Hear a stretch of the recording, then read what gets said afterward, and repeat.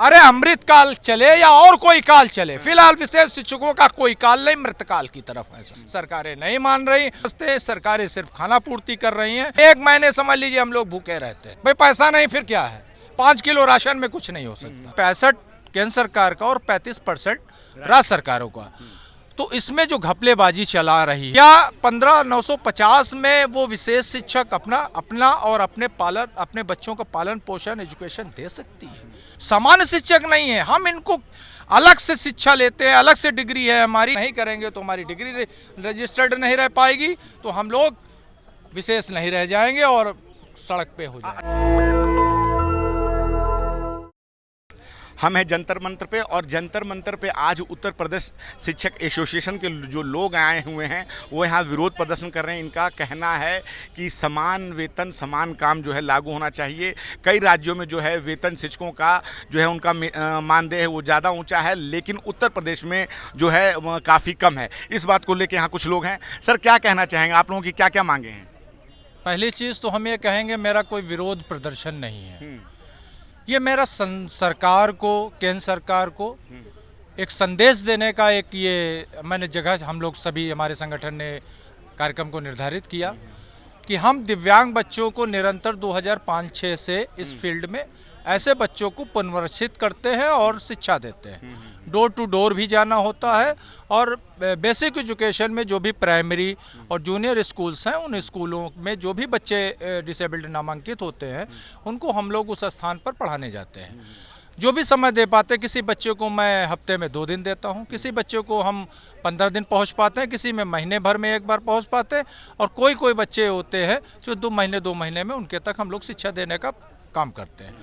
समस्याएं जो आती हैं घूम फिर के वहीं आती हैं। सबसे पहले हमारा जो आता है, जो हमारे कर्तव्य हैं वो लोग, हम लोग सारे विशेष शिक्षक, पूरे देश के विशेष शिक्षक, हर स्टेट के विशेष शिक्षक अपनी कर्तव्यों का निर्वहन तो पूर्ण रूप से कर रहे हैं, लेकिन जो राज्य सरकारें हैं और केंद्र शासित ये परियोजना पोषित परियोजना है, उसमें जो डिमांड है, जो पॉलिसी है, जो पॉलिसी मेकर है, जो बनाया है, उन पॉलिसी पॉइंटों पर कोई सही तरीके से कार्य नहीं हो रहा।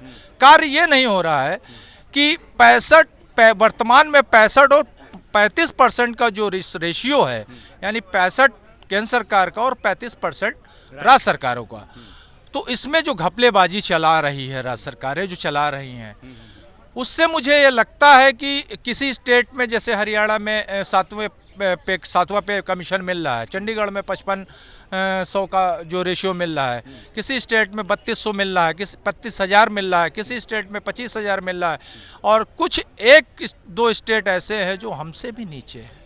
सोचने योग्य बात है कि एक विशेष शिक्षक जब फील्ड का काम है, एक स्कूल से दूसरे स्कूल, दूसरे स्कूल से तीसरे स्कूल में जाता है, तो कन्वेंस में लगता है। कन्वेंस के नाम पर हमको जो है विभाग के द्वारा 2,000 रुपये प्रोवाइड कराए जाते हैं।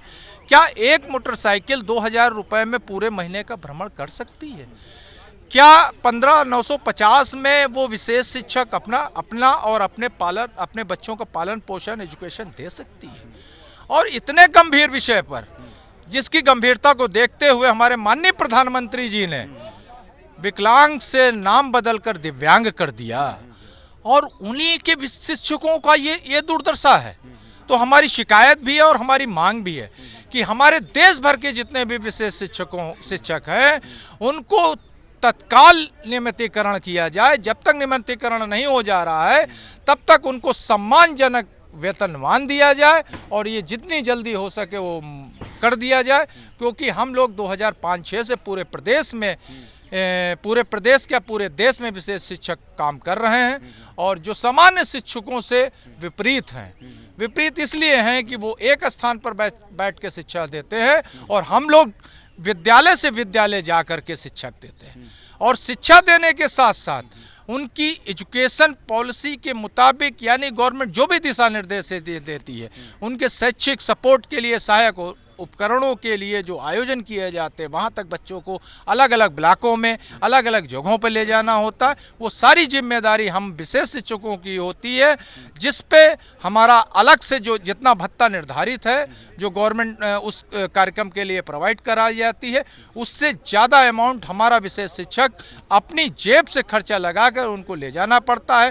पेरेंट्स हमारे उस स्तर से आते हैं जहाँ पर उनके लिए महीने का या कह लीजिए कोई साल का कोई निर्धारित व्यवस्था नहीं है, वो अपना जीवन यापन करने के लिए किसी तरह अपना जीवन यापन कर रहे हैं, तो उनके पास पूंजी का अभाव होता है। तो हम लोग भी किराया लगा करके उन बच्चों को उस स्थान तक ले जाते हैं जिससे उनको सहयोग प्राप्त हो सके और वो सामान या वो उपकरण या वो TLM उनको प्राप्त हो सके। फिर हम लोग 15,950 में और कितना समर्पण करें। जैसे हमारे पूर्व में हमारे आप लोगों को विशेष शिक्षक आप लोगों ने लिखा है, विशेष शिक्षक ऐसा क्या है इसमें? विशेष इसलिए है कि हम दिव्यांग बच्चों को पढ़ाते हैं, विशेष बच्चों पढ़ाते हैं। इंग्लिश में अगर आप कहेंगे हम स्पेशल एजुकेटर हैं। जो हमारी पॉलिसी में है, जो हमारी पॉलिसी में है कि स्पेशल एजुकेटर मीन्स स्पेशल, वो सामान्य से अलग हैं बच्चे। जो एक नाम दिया गया चाइल्ड विद स्पेशल नीड, जो पूरे वर्ल्ड में है चाइल्ड स्पेशल नीड के हिसाब से हम उसके भी शिक्षक हैं, सामान्य शिक्षक नहीं है। हम इनको अलग से शिक्षा लेते हैं, अलग से डिग्री है हमारी, अलग से व्यवस्था है, RCI से रजिस्ट्रेशन है। और बहुत बड़ी विडंबना है कि हम लोगों की डिग्री को हर 5 साल बाद RCI यानी पुनर्वास परिषद रिहैबिलिटेशन काउंसिल ऑफ इंडिया से रिन्यूअल कराना होता, तब जाके हम लोग विशेष शिक्षक के रूप में रजिस्टर्ड होते हैं। ट्रेनिंग प्रोग्राम आते हैं RCI की तरफ से, हम लोग उसको करते हैं। तब उसके बाद इसलिए हम और विशेष हैं कि हम ऐसे बच्चों के लिए काम करते हैं और अपनी शिक्षा की नई नई टेक्नोलॉजी को RCI के चलाए हुए रिकमेंडेशन के हिसाब से, प्रोग्राम के हिसाब से उसकी भी ट्रेनिंग लेते हैं। और उसमें हमारा बहुत सारा पैसा, हमारा 15,950 में से वो बाध्य हैं करने के लिए। अगर नहीं करेंगे तो हमारी डिग्री रजिस्टर्ड नहीं रह पाएगी, तो हम लोग विशेष नहीं रह जाएंगे और सड़क पे हो जाए। अच्छा, आप लोगों की संख्या कितनी है उत्तर प्रदेश में जो आप लोग विशेष शिक्षक हैं? उत्तर प्रदेश में लगभग 2300 सीधी संविदा पे भर्ती हैं और करीब 400 लोग ठेकेदारी यानी सर्विस प्रोवाइडर से गवर्नमेंट ने भर्ती कर रखी है, जिसके बाद में हमारी निरंतर 2013-14 से सर्विस प्रोवाइडर के लिए लड़ाई चल रही है। सरकारें नहीं मान रही और उन्होंने अपना उद्देश्य पूरा करने के लिए ऐसे शिक्षकों को सर्विस प्रोवाइडर में डालने का काम किया है। जबकि हमारे माननीय प्रधानमंत्री जी का उद्देश्य है कि हमारे जब सारे बच्चे शिक्षा ले रहे हैं, RT एक्ट में लिखा हुआ है, नई शिक्षा नीति में ये बातें हैं, तो ऐसे बच्चों को हम कैसे उनके पूरे हक की जिम्मेदारी या हक उनको दे पा रहे हैं, या फिर हम ये समझते हैं सरकारें सिर्फ खाना पूर्ति कर रही हैं और देश विदेश में इस बात को चर्चित करने के लिए प्रयासरत हैं। हमारे विशेष शिक्षकों की बातों को, स्पेशल नीड्स के बच्चों को सिर्फ दिखावे का कार्य हो रहा है और शिक्षा के नाम पर शायद और कुछ नहीं। अभी आप लोगों को कौन सा वेतन आयोग जो है 7वां वेतन आयोग मिल रहा है? नहीं, अरे अब सर आपको शायद जानकारी नहीं है, 7वां वेतन क्या, यहाँ पहला ही वेतन मान नहीं मिल रहा। हम तो मानदेय पे काम करते हैं, वो भी 11 मान के 1 महीने समझ लीजिए हम लोग भूखे रहते हैं। और उसमें भी 1 महीने भूखे रहते हैं मतलब आराम से? हाँ बताइए। 1 महीने भूखे रहते हैं इसलिए कि 15,950 मिलता है 11 महीने का। 1 महीने तो क्या करेंगे, भूखे ही रहेंगे ना भाई। पैसा नहीं फिर क्या है, 5 किलो राशन में कुछ नहीं हो सकता। और भी रिक्वायरमेंट है, ठीक है। कुछ लोगों को मिलती है, कुछ लोगों को वो भी नहीं मिलती है। सरकार तो कह रही है कि अमृत काल चल रहा है। अरे अमृत काल चले या और कोई काल चले, फिलहाल विशेष शिक्षकों का कोई काल नहीं, मृत काल की तरफ है सर। चलिए ठीक है, हमारे साथ थे अनूप कुमार मौर्य जी। तो इन्होंने सरकार पे जो है आरोप लगाया कि अमृत काल चल रहा है, कि मृत काल चल रहा है। शिक्षकों का देखिए बहुत बुरा हाल है, इनके जो हैं 11 महीने का ही वेतन मिल रहा है और भी बहुत सारी मांगे हैं इनकी।